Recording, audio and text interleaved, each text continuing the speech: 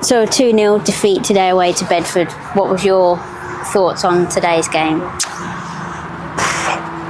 Poor start, as in, listen, I thought in the first half, brand new AstroTurf and all that, I thought we passed it around well without really hurting them. We had some good possession, got into some good areas. And again, the decision making wasn't good enough, or the final piece of action wasn't good enough. Obviously, the goal that we concede after 2 or 3 minutes is just an absolutely bog standard punt into the box. Obviously, Dale comes for it, and whether it's a foul or whatever, but it's a tap in once he spills it. And I think that was probably, they had a header, I think it went just wide. I don't remember him doing much else. We got in some really good areas and got nothing at the end of it. Some good set piece deliveries, again, not getting that first little touch on it. And to be honest with you, I said at half time, if you don't take something from the game, you'll be absolutely kicking yourself going home, because, you know, we're right bang in this game. You know, we've got plenty of the ball. We need to make a few better decisions higher up. And the second goal that obviously kills the game to a certain extent is absolutely scandalous. I mean, it's the only lad with a long throw in their team. They know about it, they've been briefed about it, and he throws it straight over the back of us quickly. We're not switched on, and it's a square ball, you know, a cutback and a goal, and it's absolutely scandalous.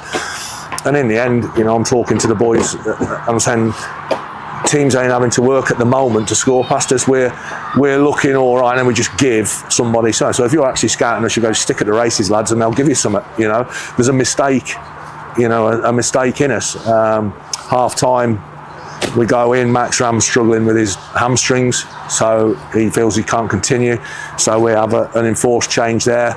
Drop Musa into the back line. Then Jacob gets clattered or whatever, has to come off, you know, and in the end we're absolutely stretched wafer thin. You know, we've got pretty much using all of our substitutes, some of them round pegs in square holes, and you know, we'll have to have a quick head count on tomorrow to see where we stand for Tuesday, because right now we really are thin on the ground. Add to that, obviously, the boys that we know about that are injured for a period of time, then we need to maybe think about trying to bring a body or two in if we can. Again, not that easy.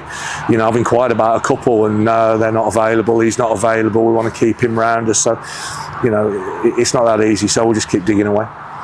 So you changed your shape for this game and personnel. What was the thinking behind that? It was quite an attacking side in terms of the personnel. Yeah, very attacking, and that, obviously we made that point to them on Thursday, and again before the game today when we got here, you know, and I'm sort of pointing at the names on the sheet that we've got written up.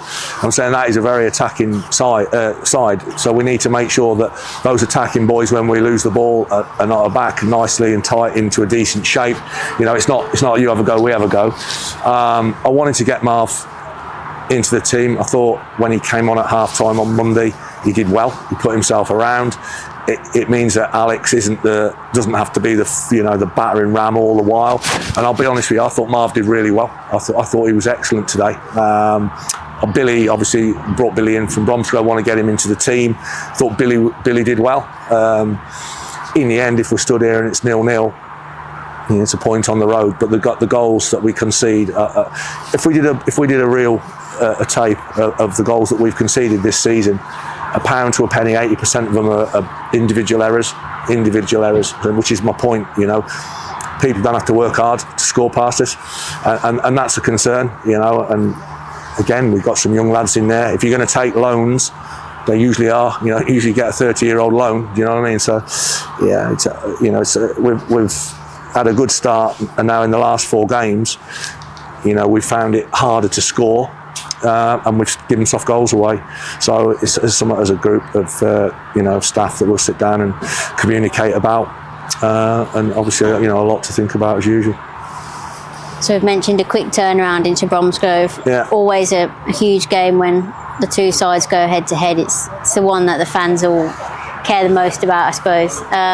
Obviously you spent a few months there as well.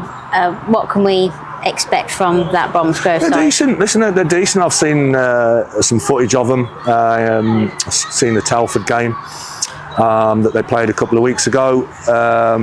Listen, they've had a go this year. They've chucked some more money into the budget.